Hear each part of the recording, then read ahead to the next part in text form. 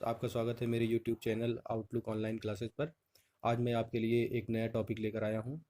इस टॉपिक का नाम है interior of the earth, crust, mental and core. हम सभी लोग जानते हैं कि अर्थ कई सारी कंसेंट्रिक लेयर की बनी होती हैं, जैसे कि आप ये वीडियो में देख सकते हैं।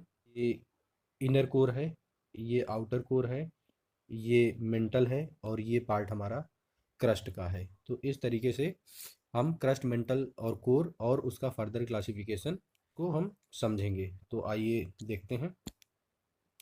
सबसे पहले हम ये देखेंगे कि अर्थ के इंटीरियर के बारे में हमें कैसे पता चलता है। तो sources of information about the interior of earth.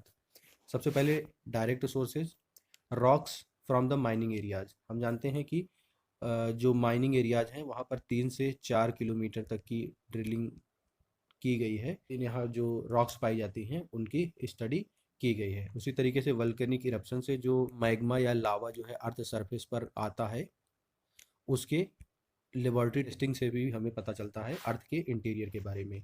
ये तो हमारे डायरेक्ट सोर्सेज थे जिससे हम अर्थ के इंटीरियर स्ट्रक्चर को जान सकते हैं। दूसरा, हम इनडायरेक्ट सोर्सेज पर भी रिलाई करते हैं अर्थ के इंटीरियर के बारे में जानने के लिए। तो जैसे rate of change of temperature and pressure.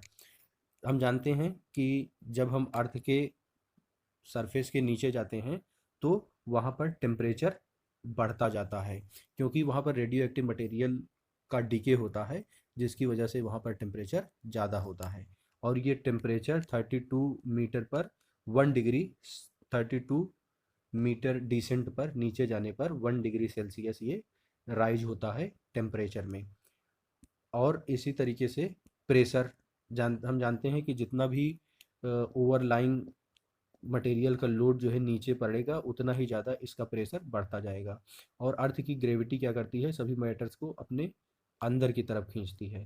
इस पुल की वजह से भी जो है अर्थ के जैसे जैसे हम इंटीरियर पे जाते हैं उसके ऊपर के लोड और इस ग्रेविटेशनल फोर्स की वजह से इसका प्रेशर बढ़ता जाता है। अब देखते हैं मिटियोर्स। मिटियोर्स भी इनडायरेक्ट सोर्स हैं अर्थ के इंटीरियर के बारे में जानने के लिए, क्योंकि जिस मटेरियल से अर्थ बनी है उसी मटेरियल से ही जो है ये मिटियोर्स भी बने हैं, क्योंकि ये सोलर सिस्टम का ही हमारे पार्ट हैं, हमारे सोलर सिस्टम से आते हैं। और ये सन से ही माना जाता है कि ये मिटियोर्स भी अलग होकर बने हैं, जैसे कि अर्थ जो है वो भी सन से अलग होकर बनी है। तो ये भी हमारा एक इनडायरेक्ट सोर्स है। ग्रेविटेशन क्या होता है, हमारा पोल्स के पास जो है ज़्यादा होता है और इक्वेटर के पास कम होता है। क्यों? क्योंकि जो हमारा अर्थ है उसका शेप जियोइड है, पोल्स में चपटा है और इक्वेटर पर थोड़ा सा बल्गी है। अर्थ सेंटर से जो पोल्स की दूरी है वो कम है बजाय इक्वेटर के, तो इक्वेटर से जो है वो कम है। इस वजह से ग्रेविटेशन पोल्स पर ज़्यादा रहता है और इक्वेटर पर कम रहता है। अब ग्रेविटी एनॉमली क्या होती है? हम जो है अलग अलग जो मैटर होते हैं वो अलग अलग उनकी ग्रेविटी होती है। तो इस ग्रेविटी एनॉमली की स्टडी करके भी हम अर्थ के इंटीरियर स्ट्रक्चर यानी उसके फिजिकल कंपोजिशन के बारे में जान सकते हैं कि किस तरीके के रॉक्स से बनी हुई है। उसी तरीके से मैग्नेटिक सोर्सेज, हम अर्थ के मैग्नेटिज्म का भी अध्ययन करते हैं। मैग्नेटिज्म का अध्ययन करके भी हम मैग्नेटिक वैल्यू के अकॉर्डिंग हम जो है ये जान सकते हैं कि रॉक किस तरीके के मटेरियल से बनी हुई है। इसी तरीके से सिस्मिक वेव भी जो है इनडायरेक्ट सोर्स है अर्थ के इंटीरियर के बारे में जानने का, क्योंकि जो अर्थक्वेक वेव्स होती हैं, बॉडी वेव्स, अर्थक्वेक वेव्स को दो तरीके की वेव्स में इस तरीके से बांटा जाता है, बॉडी वेव और सरफेस वेव। प्राइमरी और सेकेंडरी वेव को बॉडी वेव कहते हैं, एल वेव्स को सरफेस वेव्स, क्योंकि ये शैडो जोन फॉर्म करती हैं।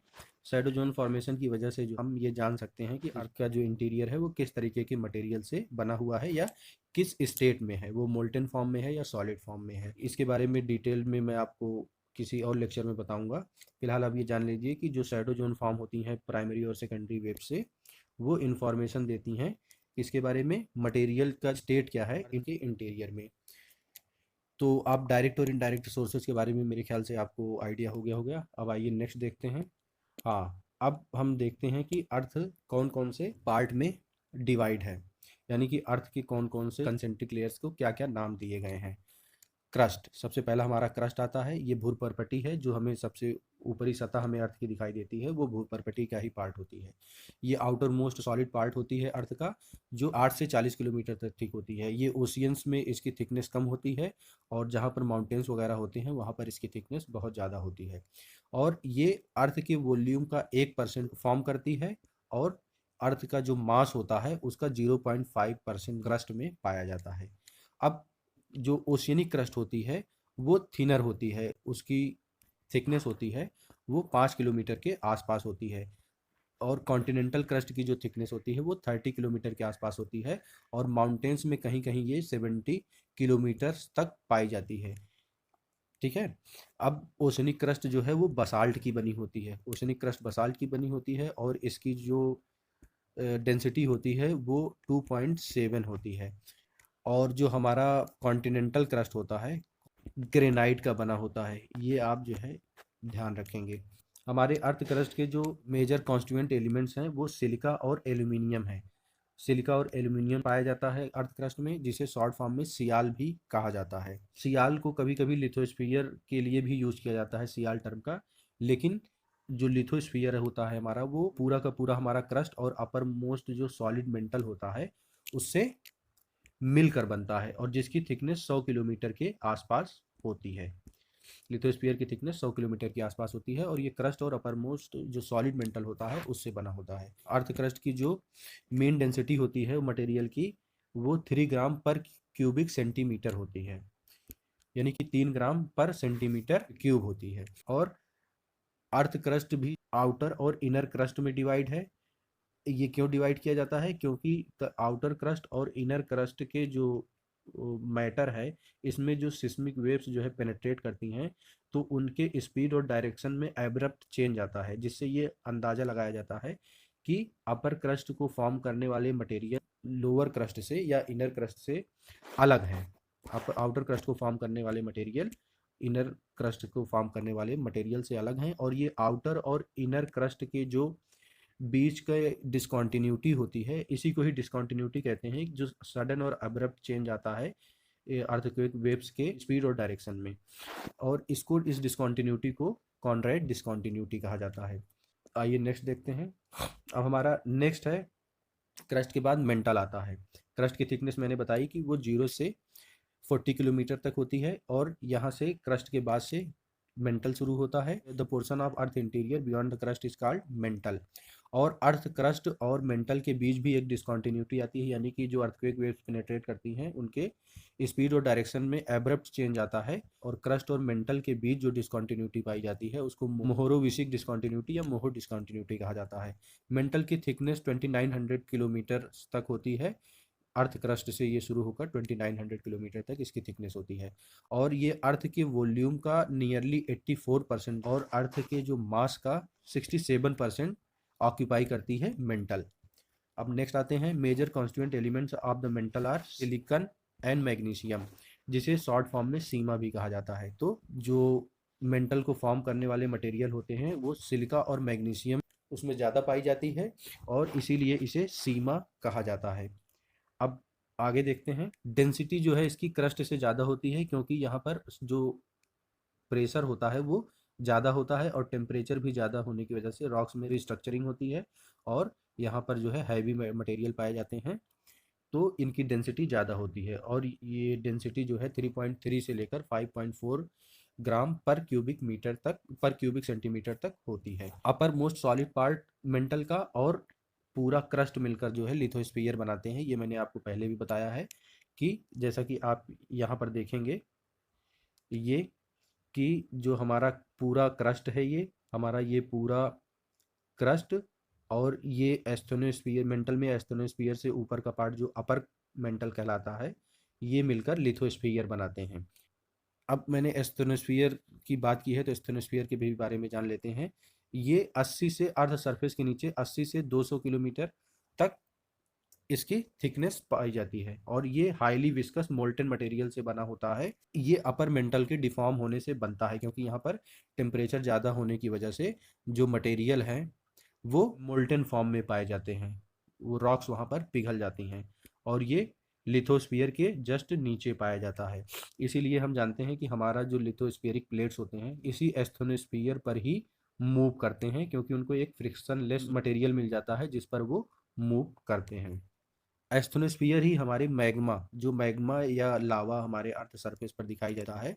अब मैग्मा और लावा के बीच अंतर जान लेते हैं। मैग्मा जब वॉल्केनिक इरप्शन के दौरान ये मोल्टन मटेरियल जो है, मोल्टन रॉक्स अर्थ सरफेस के नीचे ही रह जाती हैं तो उन्हें मैग्मा, और जब ये अर्थ सरफेस के ऊपर आती हैं तो इन्हें लावा कहा जाता है। तो जो मैग्मा का मेन सोर्स होता है वो एस्थेनोस्फीयर ही होता है, क्योंकि यहाँ पर रॉक्स मोल्टन फॉर्म में होती हैं। और इसी एस्थेनोस्फीयर पे ही हमारी लिथोस्फेरिक प्लेट्स या कॉन्टिनेंटल प्लेट्स मूव करती हैं, जिसको हम प्लेट टेक्टोनिक्स के नाम से जानते हैं। और यहाँ पर भी अपर मेंटल और लोअर मेंटल में एक सडन और अब्रप्ट चेंज देखने को मिलता है, वहाँ के रॉक का कॉन्स्टिट्यूशन है उसमें। तो इसको कहते हैं रेपेटी डिसकॉन्टिन्यूटी, यानी कि अपर मेंटल और लोअर मेंटल के बीच जो डिसकॉन्टिन्यूटी पाई जाती है उसको रेपेटी डिसकॉन्टिन्यूटी कहते हैं। आइए नेक्स्ट देखते हैं। नेक्स्ट हमारा जो इंटरनल लेयर होती है उसको कोर कहते हैं। ये इनर मोस्ट लेयर होती है अर्थ की, और ये अर्थ के सेंटर को फॉर्म करती है। ठीक है। और कोर जो है मेंटल से किससे सेपरेटेड है? गुटेनबर्ग, इसको विचर्ड गुटेनबर्ग डिसकॉन्टिन्यूटी कहा जाता है, या गुटेनबर्ग डिसकॉन्टिन्यूटी भी कहा जाता है। और ये हैवी मेटल से बनी होती है, और इन हैवी मेटल्स में निकल और आयरन की अधिकता अधिक होती है, इसीलिए इसे नीफे कहा जाता है। इसका शॉर्ट फॉर्म नीफे है। निकिल और फेरस से मिलकर नीफे बनता है। हाँ।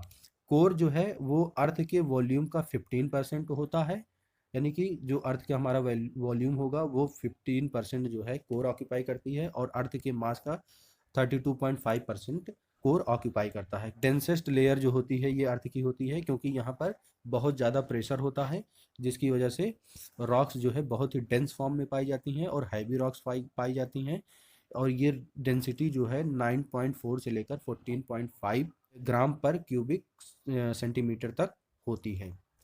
अब हम ये भी देखते हैं कि जो हमारा कोर है वो भी दो पार्ट में बटा होता है। ये जो है 2900 किलोमीटर से लेके 5100 किलोमीटर तक का जो एरिया होता है वो आउटर कोर कहलाता है। और ये भी जो है कुछ मोल्टन प्लास्टिक स्टेट में होता है, जिसमें कन्वेक्शन करंट्स जनरेट होती हैं, और इसी वजह से यहाँ पर मैग्नेटिज्म अर्थ में पाया जाता है। ठीक है। तो आइए नेक्स्ट देखते हैं। Core is consist of two sub layer, जैसा मैंने बताया, इनर कोर और आउटर कोर, यानी कोर दो सब लेयर से बनी होती है, इनर कोर और आउटर कोर की। इनर कोर जो है वो सॉलिड स्टेट में होता है, आउटर कोर लिक्विड स्टेट या सेमी लिक्विड स्टेट में होता है। जैसे मैंने बताया आपको कि वो मोल्टन स्टेट में होता है, और वो इनर कोर के आसपास मूव करता है, जिसकी वजह से अर्थ का मैग्नेटिज्म जो है वो जनरेट होता है। अर्थ एक मैग्नेट की तरह काम करती है। और यहाँ पर एक जो है डिसकॉन्टिन्यूटी पाई जाती है अपर कोर और लोअर कोर के बीच, जिसको लेहमन डिसकॉन्टिन्यूटी कहा जाता है। तो अपर कोर और लोअर कोर के बीच जो है पाई जाने वाली डिसकॉन्टिन्यूटी को लेहमन डिसकॉन्टिन्यूटी कहते हैं। डिसकॉन्टिन्यूटी मेरे ख्याल से आपके समझ में आ गया है कि जब सडन और अब्रप्ट चेंज देखने को मिलता है रॉक के कंपोजिशन में, तो हम उसको डिसकॉन्टिन्यूटी कहते हैं। बैरिस्फीयर भी कभी कभी अर्थ के कोर को बैरिस्फीयर भी कहा जाता है। तो दोस्तों आज के लिए बस इतना ही। मेरा ख्याल है आपको ये वीडियो पसंद आया होगा। अगर ये वीडियो पसंद आया है तो प्लीज़ वीडियो को लाइक करें, शेयर करें और चैनल को सब्सक्राइब करें। Thank you for watching.